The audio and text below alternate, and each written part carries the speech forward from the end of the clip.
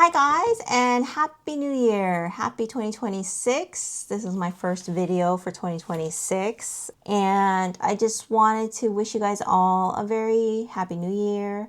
I hope you had a great holiday season. If you've followed my blog in the past, I'm actually very big on New Year's and New Year's resolutions. This is not really a New Year's resolutions post. Like, I'm not going to go over everything, but it's going to be a little bit like that. So as you can see here, I have my little Japanese New Year items. I'm half Japanese, half Chinese, and so I do a little mix for New Year's, but in Japanese culture, New Year's is very big. Not Lunar New Year's, but just, what is that, Solar New Year's? The New Year's that we Americans and other Westerners celebrate. These are some of the things to bring good luck in the new year, sort of part of my tradition. And if you're not familiar with the Asian, or is it technically Chinese, the zodiac animals, this is the year of the horse, which I thought how fitting. I, am full into my Hermes addiction here, sort of. In the last year, I've actually gotten all of these Pegasus or Rodeos and such. So welcome to the year of the horse. Got that one, and of course I have these two as well. Anyways, continuing on with the video today, so I'm gonna actually have to refer to my phone because today's video is gonna be a what am I not buying in 2026? Basically a no-buy list. I watched Kat L's video, she called it a blacklist. Sort of the same thing, like things that I'm just no longer buying. We'll start off with Hermes, since that's what I'm talking about. So I'm not buying in 2026, I'm not buying Hermes bags that are fussy.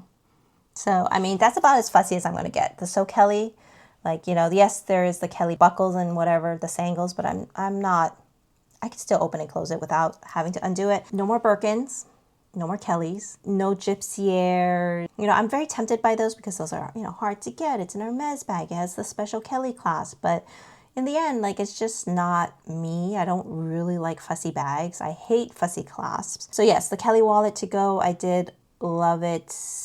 The idea of it, but I didn't actually love it, the use of it, because it's very fussy.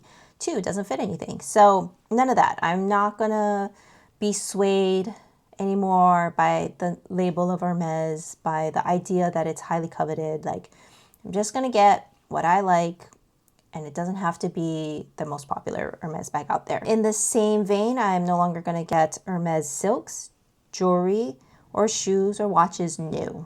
Like, maybe I'll get it secondhand, but I don't want to get it brand new. The reason why I don't think I'm going to get the Hermes accessories anymore, because for one, I'm no longer on the journey. I'm over the whole quota bag, the whole pre-spend idea. I'm not going to buy things just to increase this tally so that I can get a quota bag. I don't know. I mean, probably because I already sold off the Birkins. I don't want a Birkin. If I were to ask for a quota bag, it would probably be the Kelly 25, but at this point, I'm okay without it because I have a Kelly 28 and I never use a Kelly 28. So, and I think part of this also because when I went to the Hermes sale and I just saw a ton of silks and fashion jewelry and shoes, it really takes away from the desirability of it. I don't know. Did the veil get lifted? I don't know. Let's see. What else am I not buying? I'm not buying any more trendy bags brand new. So if you saw my post about my regrets, so I had my best and worst purchases of 2025. My worst were the trendy bags. So it was a Roe Peggy clutch and a Goyard Belvedere. And both I hardly ever used, very much regret it. I'm going to learn my lesson from that, and I'm not going to buy any trendy bags new. I'm actually going to try to not buy any new bags, and on top of that, I'm going to try to buy just less bags in general.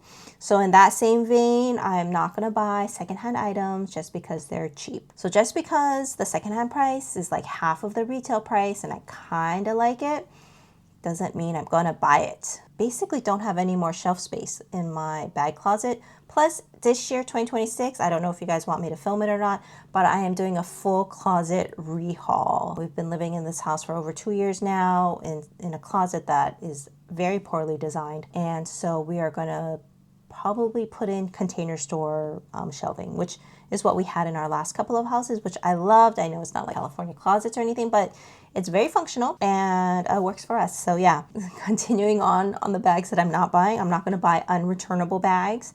So that means no more bags from the Real. And then I'm also not going to buy hand carry only bags. So I know this is a hand carry only bag, but I do have a strap in here. So yes, you know, I know myself now. Like I mean, I always kind of knew myself, but like I got very much swayed by the Hermes aura. But you know, like the Birkin, like I know it's not a bag for me. I don't carry hand carry only bags.